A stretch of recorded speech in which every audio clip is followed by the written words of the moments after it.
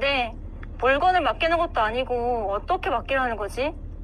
또 이런 생각도 들었는데요. 아니, 염려를 할 수밖에 없는 상황으로 만들어 놓으시고 염려를 맡기라고?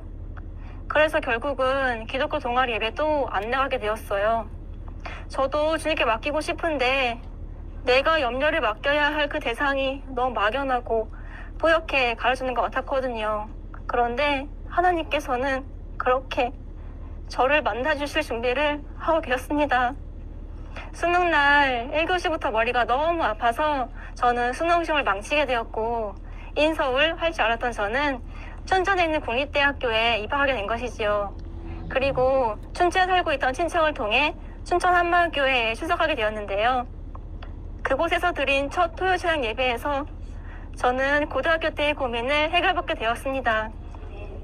목사님께서 염려하는 이유는 믿지 않기 때문입니다 하시는데 귀가 솔깃하더라고요. 그리고 이어서 말씀하시기를 이 믿지 않는 게 죄입니다. 예수님을 믿지 않는 게 죄입니다 라고 하시는데 제가 염려를 맡기지 못했던 이유가 바로 믿지 않아서였다는 것을 알게 된 것입니다. 왜 우리가 은행에 돈을 맡기고 나면 염려하지 않잖아요? 통장에 돈을 넣어놓고 내 돈 어쩌지? 이러지는 않잖아요. 이처럼 염려를 맡긴다는 건 주님께 다 맡기고 내가 염려를 하지 않는 거였어요. 그런데 예수님을 믿지 않는 것이 죄라고 하신 목사님의 말씀, 이 말씀은 잘 모르겠더라고요. 내가 믿지 못해서 염려를 맡기지 못했다는 건 알겠는데 왜 예수님을 믿지 않는 게 죄일까? 며칠 뒤 고린도전서 15장 3절 4절 말씀을 듣게 되었는데요. 이 말씀이 실마리가 되어서 왜 예수님을 믿지 않는 것이 죄인지를 알게 되었습니다. 성경대로 그리스도께서 우리 죄를 위하여 죽으시고 장사 지낸 바 되었다가 성경대로 사흘 만에 다시 살아나사.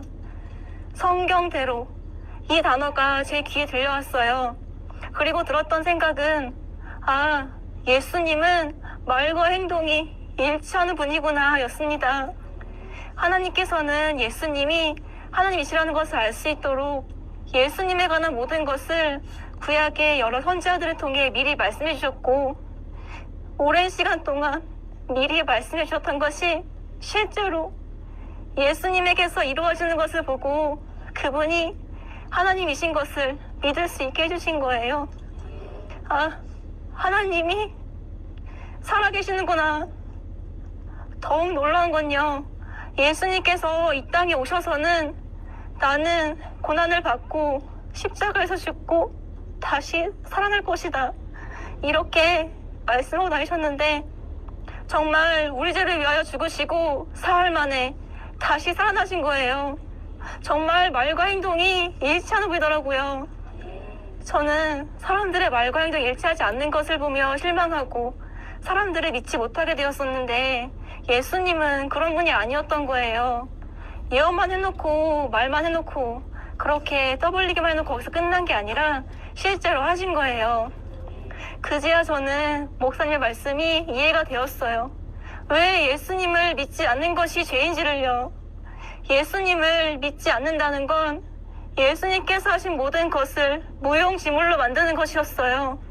그것은 곧 나를 지으신 전능자 하나님, 창조주를 무시하는 것이며 그분이 하신 일을 다 꽝으로 만드는 것이었어요.